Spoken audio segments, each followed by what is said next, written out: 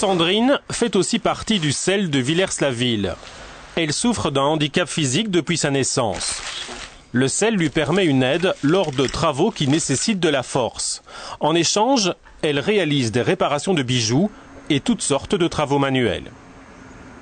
Le grand avantage, c'est que chacun a sa place dans la société et on valorise les capacités de chacun.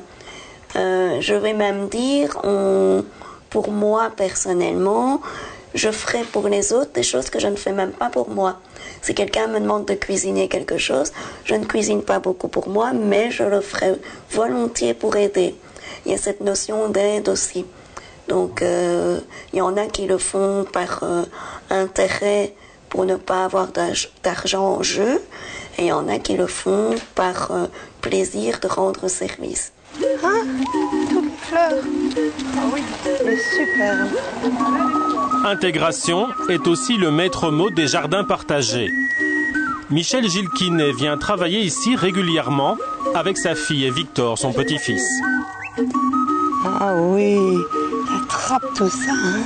Regarde là, il mange. Partager un jardin, une idée étrange lorsqu'on habite à la campagne. Et pourtant, il fonctionne.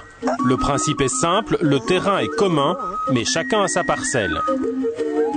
Ce qui est très très gai, c'est bien que ce soit des parcelles individuelles, c'est le côté collectif du projet.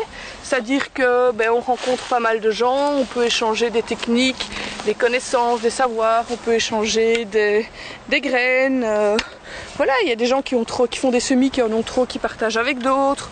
Quand on vient jardiner, on rencontre régulièrement l'un ou l'autre voisin de parcelle, donc ça c'est très très chouette. Et puis c'est aussi très gai de rencontrer des gens qui ont un peu le même projet de vie, qui ont souci d'une alimentation saine, de cultiver en respectant l'environnement. Voilà un peu les raisons principales pour lesquelles on vient. Mais s'occuper d'un jardin, même d'une petite parcelle, demande du temps. Je peux laisser au milieu là. Faire son jardin, c'est à la portée de tous. Oui. Parce qu'il y a des gens qui travaillent quand même, qui n'ont pas le temps. Nous travaillons aussi, je veux dire. Mon mari n'est pas là, il est au boulot et tout ça. Et le nombre de jardiniers, ça a toujours eu. Pensez un peu aux jardins ouvriers d'antan. Enfin, ils reviennent d'ailleurs maintenant de plus en plus. Ça veut dire que les gens tiennent leur jardin. Bon, mais imaginez un peu le temps que la plupart des gens passent devant la télévision. 3-4 heures par jour, dit-on. Le jardin ici, il n'a pas besoin de 3-4 heures par jour. 1 heure, 2 heures d'entretien tous les jours, ça suffit. Donc ça nous laisse encore beaucoup de temps pour faire autre chose. Tout serait donc une question de choix. Et les membres du jardin partagé ont tous fait ce choix de vie qui s'inscrit dans un mode décroissant. Moins de biens, mais plus de liens. Moi, ce que je constate ici, c'est que les personnes qui participent au jardin sont vraiment à la recherche d'un autre type de vie, d'une autre participation à la société, etc. Et par exemple, il y a un des jardiniers là, qui me dit « Au moins, ça a du sens, ce qu'on fait ici. Ça a du sens. » Ça a du sens parce que, on mange la nourriture saine, ça a du sens parce qu'on vit dans un environnement magnifique, ça a du sens parce qu'on est en amitié avec les autres, on fait des échanges de savoir et on accepte nos faiblesses d'êtres humains, etc. Ça a du sens, voilà. La démarche des objecteurs de croissance n'est donc pas qu'une analyse économique. C'est une remise en question de notre mode de vie et de nos besoins individuels. Pour en discuter, des lieux de partage se sont créés. Il s'agit de groupes de simplicité volontaire.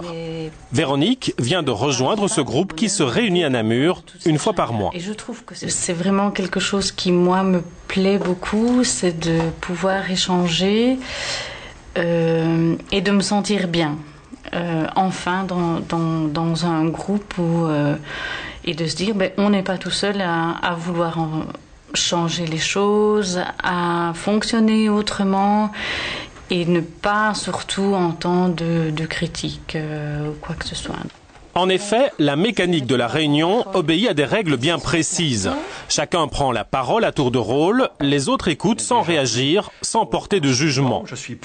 Un thème différent est choisi pour chaque réunion. Ce soir-là, c'est l'idée du désencombrement qui est mise sur la table. On abîme un peu. En faisant le tri dans tout ce qui est matériel et tout ce qui est objet de famille ou bien qu'on garde aussi en se disant ça va servir, je ne sais plus qui a parlé de ça, qu'on gardait en se disant ça servira bien un jour. Eh bien j'ai tout supprimé et j'ai l'esprit libre, léger et ça m'a fait un bien fou. En renonçant aux biens matériels, Véronique a aussi franchi un cap. Elle vient de changer de métier. Elle a quitté un travail bien rémunéré avec voiture de société pour se lancer dans l'enseignement. J'avais un travail de délégué commercial et je ne voulais plus parce qu'en fait je me suis rendu compte que qu'est-ce que je faisais? Je vendais des choses. Pourquoi? Qu'est-ce que ça m'apportait? Ça ne m'apportait rien à moi en tout cas.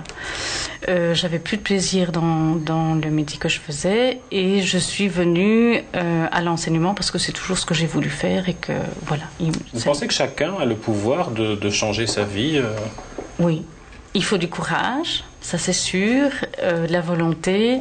Et là, j'aime ce que je fais maintenant. Je n'ai que des contrats de 10 mois. J'espère que je continuerai bien dans cette voie-là.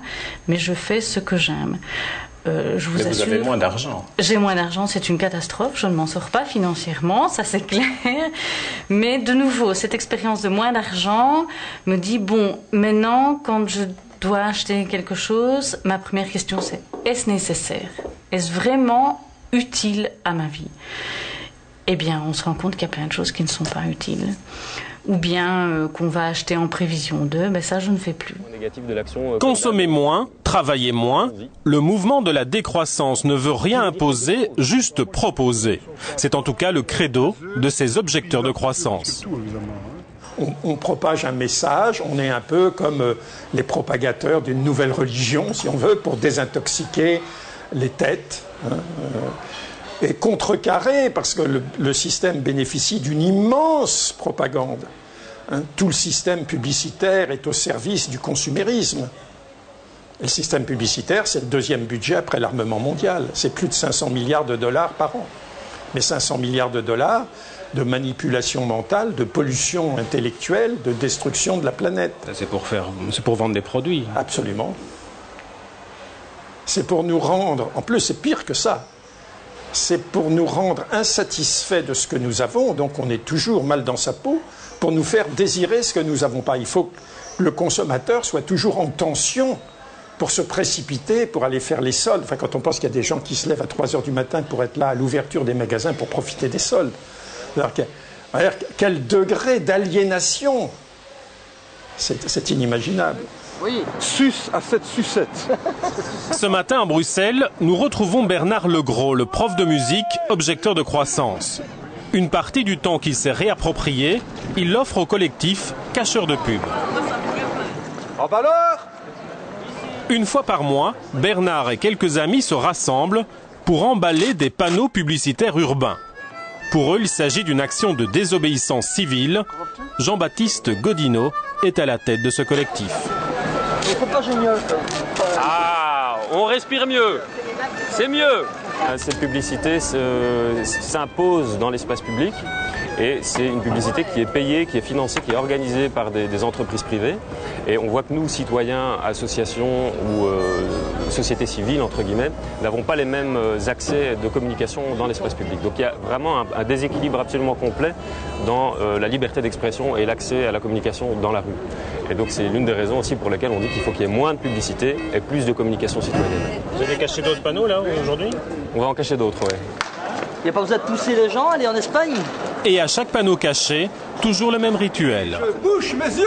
Je bouge mes yeux. Et je cache mes oreilles. Je cache mes oreilles. Et je regarde pas. Et je regarde pas. La pub. La pub. La pub.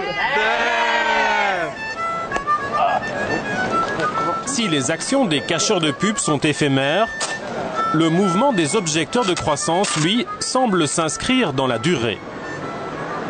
La crise financière qui a secoué les bourses à travers le monde a provoqué ce débat. Aujourd'hui en tout cas, la remise en question du système capitaliste n'est plus un tabou.